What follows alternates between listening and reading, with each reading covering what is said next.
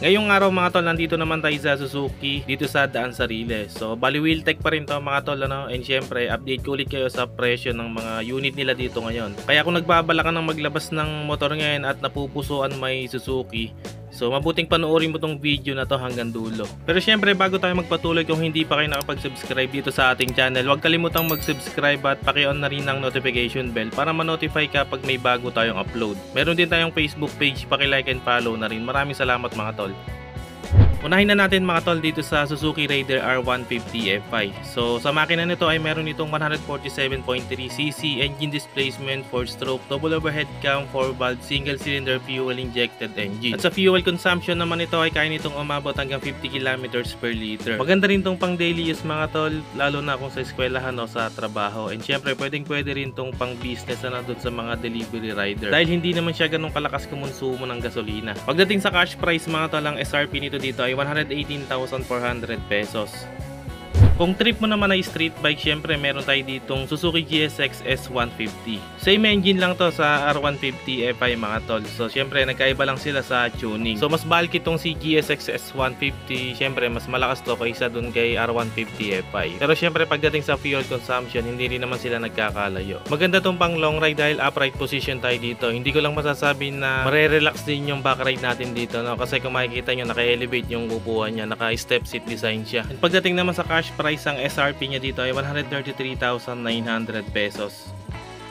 Next mga tol, itong Suzuki Gixxer 150 Fi. So pwede rin natin itong isama sa option natin kung nagbabalak tayong maglabas ng touring bike.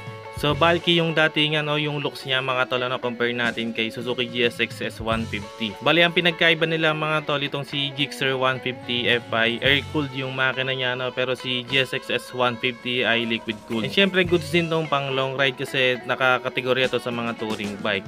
May malalaking gulong, malaking suspension, and malaking tangke, kaya siguradong malayo yung mararating natin dito dahil marami tayong may kakargang gasolina. At pagdating nga sa fuel consumption nito, kaya nitong umabot hanggang 45 km per liter. At ang SRP naman nito mga tol ay 100,900 pesos. And dalawa nga pala mga tol yung available nilang color dito, no? Yung red and itong black.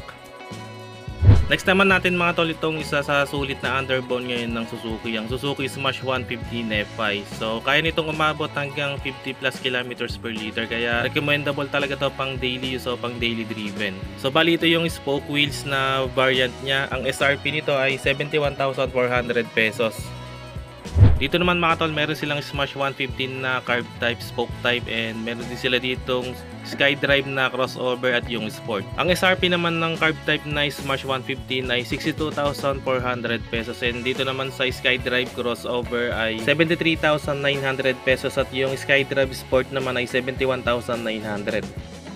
Kung hanap mo naman ay sulit na scooter, ano, meron si Suzuki niya ng Suzuki Bergman Street 125.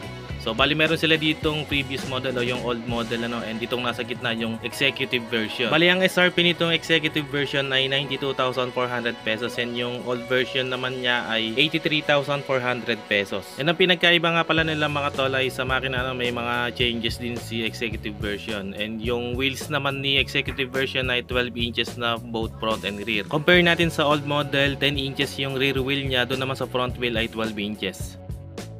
Next naman mga tol, dito na meron silang Avinis 125.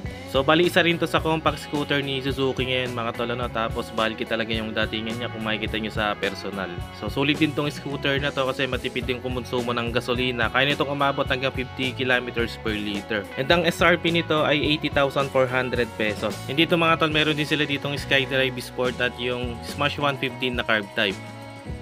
Kung hanap mo naman ay adventure bike, syempre meron din si Suzuki niya ng V-Strom SX250.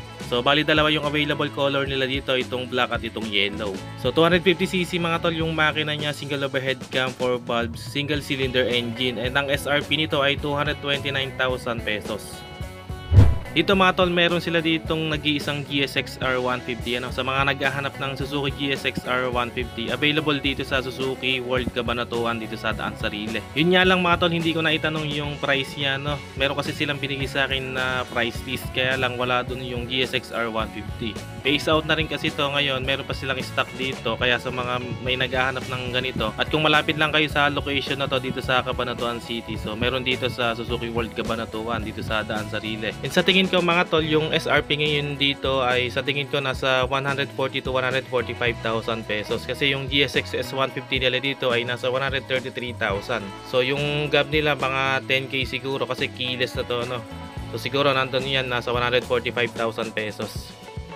Next mga tol, meron sila ditong Suzuki Gixxer 250 SF. So ito yung sports bike version ng Gixxer 250. Equipped na rin ito ng ABS o anti-lock braking system at sa makina niya ay gumagamit ito ng 249cc 4-stroke single overhead cam, single cylinder fuel injected engine. At pagdating naman sa presyo, ang cash price niya dito ay 189,900 pesos.